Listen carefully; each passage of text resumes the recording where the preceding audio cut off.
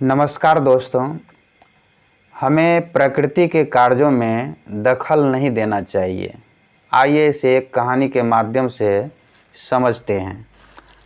एक छोटे से नगर में 4 ब्राह्मण विद्यार्थी रहते थे। वे एक दूसरे के बहुत अच्छे मित्र थे। उनमें से 3 पढ़ाई लिखाई में बहुत होशियार थे और बहुत चतुर माने जाते थे। चौथा विद्यार्थी पढ़ाई में बहुत तेज नहीं था, लेकिन उसे दुनियादारी की समझ काफ़ी थी। एक दिन एक विद्यार्थी बोला, यदि हम लोग राजा के दरबारों में जाएं, तो अपनी बुद्धि के बल पर बहुत नाम और दाम कमा सकते हैं। सारे विद्यार्थी तुरंत मान गए और वे यात्रा पर निकल पड़े। रास्ते में उन्हें शेर की खाल और हड्डियां पड़ी मिली। पहला विद्यार्थी जोश में आकर बोला, हमें अपने ज्ञान की परीक्षा करनी चाहिए। चलो इस शेर को फिर से जीवित करते हैं। मैं इसके कंकाल को सही तरह से व्यवस्थित कर सकता हूं।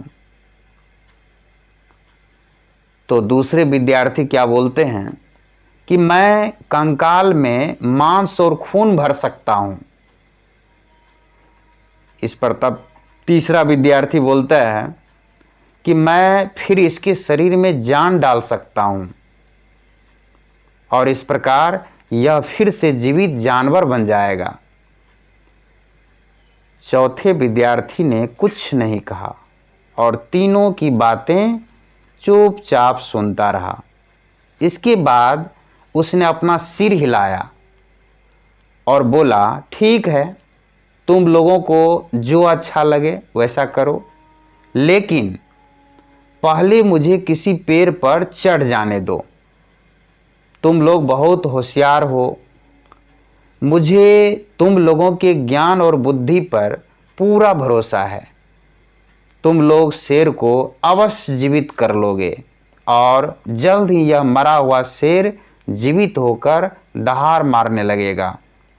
हालांकि मुझे यह विश्वास नहीं है कि तुम लोग इस शेर के स्वभाव भी बदल पाओगे। शेर कभी घास नहीं खा सकता, जैसे मेमना कभी मांस नहीं खा सकता। उसके साथी उसकी बात सुनकर हंस पड़े। तुम डरपोक हो, तुम्हें अपनी जान गंवाने का डर है।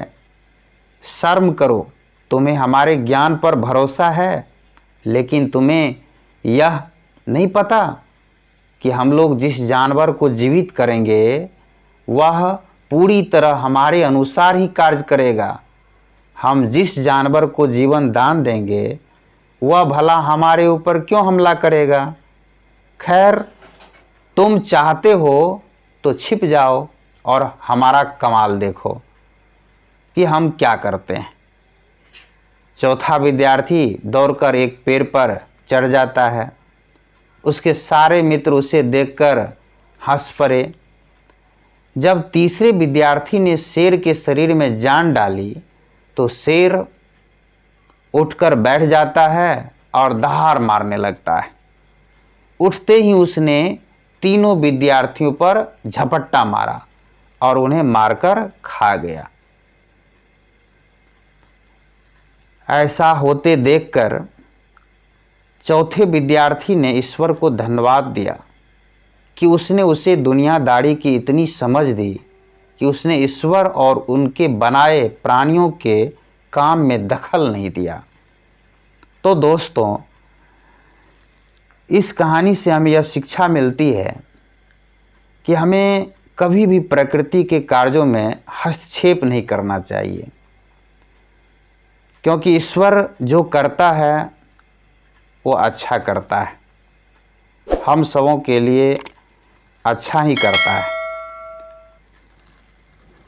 ये कहानी आपको अच्छी लगी हो तो इस वीडियो को लाइक कर दें और हमारे इस चैनल पर पहली बार आए हैं तो चैनल को सब्सक्राइब कर लें। आपने इस कहानी को सुना, इसके लिए आपको धन्यवाद।